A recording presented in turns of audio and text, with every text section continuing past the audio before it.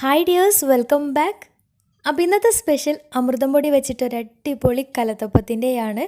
അപ്പോൾ വീട്ടിൽ ഒരുപാട് അമൃതം പൊടിയൊക്കെ ബാക്കിയുണ്ടെങ്കിൽ ഇതുപോലെ കലത്തപ്പൊക്കെ ഉണ്ടാക്കി കൊടുക്കുകയാണെങ്കിൽ പെട്ടെന്ന് കാലിയാവുകയും ചെയ്യും, എല്ലാവർക്കും തീർച്ചയായിട്ടും ഇഷ്ടപ്പെടുകയും ചെയ്യും. പിന്നെ ഇത് ഉണ്ടാക്കിയെടുക്കാനും നല്ല എളുപ്പമാണ്, കൂടുതൽ ടൈമൊന്നും ആവശ്യമില്ല. നമ്മൾ സാധാരണ കലത്തപ്പൊക്കെ ഉണ്ടാക്കുന്ന പോലെ അരി അരക്കേണ്ട ഒന്നും ആവശ്യമില്ല, എളുപ്പത്തിൽ ഉണ്ടാക്കിയെടുക്കാം, നല്ല ടേസ്റ്റുമാണ്.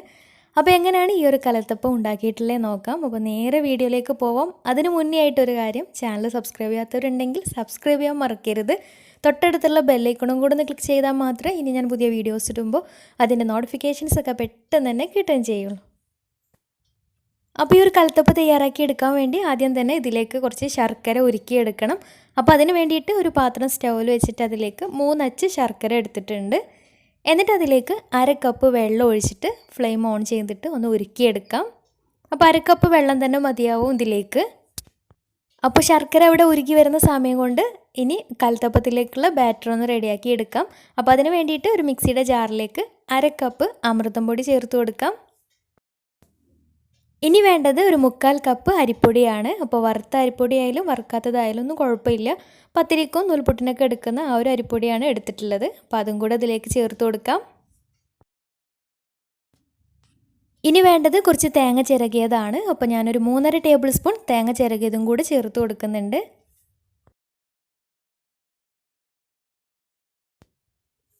ഇനി ഇതിലേക്ക് 1 ടേബിൾ സ്പൂൺ ചോറ് ചേർത്ത് കൊടുക്കാം. അപ്പോൾ ചോറിൻ്റെ അളവ് കൂടി പോവരുത്, 1 ടേബിൾ സ്പൂൺ തന്നെ മതിയാവും. പിന്നെ വേണ്ടത് ഒരു 1/4 ടേബിൾ സ്പൂൺ ജീരകം പൊടിച്ചതാണ്, ചെറിയ ജീരകം പൊടിച്ചെടുത്തിട്ടുള്ളതാണ്, വറുത്ത് പൊടിച്ചതാണ്. ഇനി പൊടിച്ചത് ഇല്ലയെന്നുണ്ടെങ്കിൽ സാധാരണ ജീരകം, പൊടിക്കാത്ത ജീരകം അങ്ങനെ ചേർത്ത് കൊടുത്താലും മതിയാവും. പിന്നെ അതിലേക്ക് നല്ലൊരു ഫ്ലേവറിന് വേണ്ടിയിട്ട് ഒരു 2 ഏലക്കായ കൂടെ ചേർത്ത് കൊടുക്കുന്നുണ്ട്. ഇനി ഇതിലേക്ക് ഒരു 1/4 കപ്പ് വെള്ളം കൂടെ ഒഴിച്ചിട്ട് ഇനി ഇത് നന്നായിട്ടൊന്ന് അടിച്ചെടുക്കണം. അപ്പോൾ ഒന്ന് മിക്സ് ചെയ്ത് കൊടുത്തിട്ട് നന്നായിട്ടൊന്ന് അരച്ചെടുത്തിട്ടുണ്ട്. അപ്പോൾ ആ ഒരു തേങ്ങയും ചോറൊക്കെ നന്നായിട്ടൊന്ന് അരഞ്ഞ് കിട്ടണം. ഇനി ഇതൊരു ബൗളിലേക്ക് മാറ്റാം. അപ്പോൾ ഇതിൽ തേങ്ങയുടെ ചെറിയ ചെറിയ തരിയുണ്ടെന്ന് വെച്ചിട്ട് കുഴപ്പമൊന്നുമില്ല, എല്ലാം കൂടെ നന്നായിട്ടൊന്ന് മിക്സായി അരഞ്ഞ് കിട്ടിയാൽ മതിയാവും. അപ്പോൾ ഈ ഒരു സമയം തന്നെ നേരത്തെ ഉരുക്കാൻ വെച്ചിട്ടുണ്ടായിരുന്ന ശർക്കര നന്നായിട്ട് ഉരുകി കിട്ടിയിട്ടുണ്ട്. ഇനി ഇത് ഫ്ലെയിം ഓഫ് ചെയ്തിട്ട് നല്ല ഈ ചൂടോടുകൂടി തന്നെ ഈ ഒരു മാവിലേക്ക് ഒഴിച്ചു കൊടുക്കാം. ഒഴിച്ചു കൊടുക്കുന്ന സമയത്ത് ഇതുപോലെ മാവും ഇളക്കിക്കൊണ്ടേ ഇരിക്കണം, അല്ലെങ്കിൽ ശർക്കര കുറച്ച് കട്ടിയായിട്ട് വരാൻ സാധ്യതയുണ്ട്. അപ്പോൾ ഒഴിക്കുന്ന സമയത്ത് ഇതുപോലെ ഇളക്കിയിട്ട് മിക്സ് ആക്കിയിട്ട് ഒന്ന് ശർക്കര ഇതിലേക്ക് ഒഴിച്ചു കൊടുക്കാം. അപ്പോൾ മാവ് റെഡി ആയിട്ടുണ്ട്. ഇനി ഒരു കുക്കർ സ്റ്റൗവിൽ വെച്ചിട്ട് അതിലേക്ക് ഒരു 2 ടേബിൾ സ്പൂൺ നെയ്യ് ഒഴിച്ചു കൊടുക്കാം. എന്നിട്ട് അതിലേക്ക് കുറച്ച് തേങ്ങാക്കൊത്ത് ഇട്ടിട്ട് നന്നായിട്ടൊന്ന് റോസ്റ്റ് ചെയ്തെടുക്കണം. അപ്പോൾ നന്നായിട്ട് ബ്രൗൺ കളറായി കിട്ടണം. അപ്പോൾ അതുവരെ ഒന്ന് നന്നായിട്ടൊന്ന് വറുത്തെടുക്കാം. അപ്പോൾ തേങ്ങാക്കൊത്ത് കളറൊക്കെ മാറി നന്നായിട്ട് ബ്രൗൺ കളറായി കിട്ടിയാൽ അത് നെയ്യിൽ നിന്ന് മാറ്റാം, വേറൊരു പാത്രത്തിലേക്ക് മാറ്റാം. ഇനി അതേ നെയ്യിലേക്ക് തന്നെ 2 ചെറിയ ഉള്ളി ചെറുതായിട്ട് കട്ട് ചെയ്തിട്ട് അതും ഒന്ന് നല്ല ബ്രൗൺ കളറാക്കി ഒന്ന് റോസ്റ്റാക്കി എടുക്കുന്നുണ്ട്. അപ്പോൾ ഉള്ളി നന്നായിട്ട് ബ്രൗൺ കളറായി കിട്ടിയിട്ടുണ്ട്. ഇനി ഇതിന് മുകളിലേക്കായിട്ട് നേരത്തെ റെഡിയാക്കി വെച്ചിട്ടുള്ള ബാറ്റർ ഒഴിച്ചു കൊടുക്കാം. അപ്പോൾ ഇതുപോലെ ഒഴിച്ചു കൊടുക്കുന്ന സമയത്ത് ഫ്ലെയിം ഹൈ ഫ്ലെയിമിലായിട്ടിരിക്കണം, എന്നാൽ മാത്രമേ കറക്റ്റായിട്ട് നല്ല പെർഫെക്റ്റ് ആയിട്ട് കിട്ടുകയുള്ളൂ.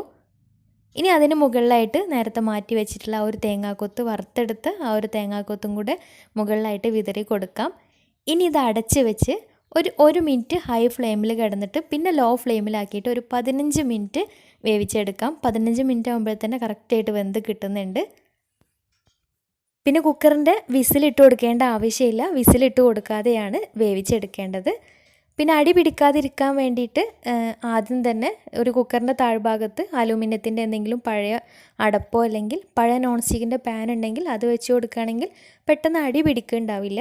പക്ഷേ ഈ ഒരു പാത്രം വെച്ച് കൊടുക്കുന്ന സമയത്ത് ആദ്യം തന്നെ വെച്ച് കൊടുക്കണം. ആ ഒരു ചൂടോട് കൂടി മാവ് ഒഴിക്കുന്നതിന് മുന്നേ തന്നെ വെച്ച് കൊടുക്കണം. അപ്പോൾ ചൂടോട് കൂടി തന്നെ ആയിരിക്കണം. അപ്പോൾ അതൊന്ന് ശ്രദ്ധിക്കുക. അപ്പോൾ 15 മിനിറ്റ് കഴിഞ്ഞ് തുറന്ന് നോക്കുമ്പോൾ നല്ല പെർഫെക്റ്റ് ആയിട്ട് തന്നെ കിട്ടിയിട്ടുണ്ട്, കറക്റ്റായിട്ട് വെന്ത് കിട്ടിയിട്ടുണ്ട്. അപ്പോൾ ഏകദേശം 15 മിനിറ്റ് തന്നെ മതിയാവും. പിന്നെ ചിലപ്പോൾ ഇതുപോലെ തൊട്ട് നോക്കുന്ന സമയത്ത് ആ ഒരു ചൂടോട് കൂടി തൊട്ട് നോക്കുമ്പോൾ ചെറുതായിട്ടൊരു ഒട്ടുന്ന പോലെയൊക്കെ ഉണ്ടാവും. പക്ഷേ അത് കുഴപ്പമില്ല, ഒന്ന് ചൂടാറി കിട്ടിയാൽ നല്ല കറക്റ്റായിട്ട് നല്ല പെർഫെക്റ്റ് ആയിട്ട് തന്നെ ഉണ്ടാവും. ഇനി ഇതൊരു 5 മിനിറ്റ് മാറ്റി വെച്ചതിന് ശേഷം കുക്കറിൽ നിന്ന് ചൂടാറിയതിന് ശേഷം ഒരു സെർവിങ് പ്ലേറ്റിലേക്ക് മാറ്റാം. അപ്പോൾ നല്ല പെർഫെക്റ്റ് ആയിട്ടുള്ള കലത്തപ്പം തന്നെയാണ്. അമൃതം പൊടി വെച്ചിട്ട് പെട്ടെന്ന് ഉണ്ടാക്കിയെടുക്കാം. അരിയൊന്നും അരച്ചെടുക്കേണ്ട, അതിനൊന്നും ആവശ്യമില്ല, എളുപ്പത്തിൽ ഉണ്ടാക്കിയെടുക്കാം. അപ്പോൾ നല്ല ആരെടുത്ത് നല്ല കറക്റ്റായിട്ട് തന്നെ കിട്ടിയിട്ടുണ്ട്. അപ്പോൾ അമൃതം പൊടിയൊക്കെ കഴിക്കാത്ത കുട്ടികളൊക്കെ ഉണ്ടെങ്കിൽ ഇതുപോലൊക്കെ ഒന്ന് ട്രൈ ചെയ്ത് നോക്കുക. തീർച്ചയായിട്ടും എല്ലാവരും കഴിക്കും. നല്ല ടേസ്റ്റാണ്, നല്ല പെർഫെക്റ്റ് ആയിട്ടും കിട്ടിയിട്ടുണ്ട്. അപ്പോൾ അമൃതം പൊടി വീട്ടിലുള്ളവരൊന്ന് ട്രൈ ചെയ്ത് നോക്കുക. എന്നിട്ട് നിങ്ങളുടെ ഫീഡ്ബാക്ക്സ് താഴെ കമൻറ്റ് ബോക്സിൽ അറിയിക്കാൻ മറക്കരുത്. അപ്പോൾ ഇന്നത്തെ വീഡിയോ ഇഷ്ടമായെന്ന് വിചാരിക്കുന്നു. ഇഷ്ടമായെങ്കിൽ ലൈക്ക് ചെയ്യുക, ഫ്രണ്ട്സ് റിലേറ്റീവ്സിനൊക്കെ ഒന്ന് ഷെയർ ചെയ്യുകയും ചെയ്യുക. അപ്പോൾ നല്ല വീഡിയോയുമായി വീണ്ടും വരാം. അതുവരെ take care, bye, thank U.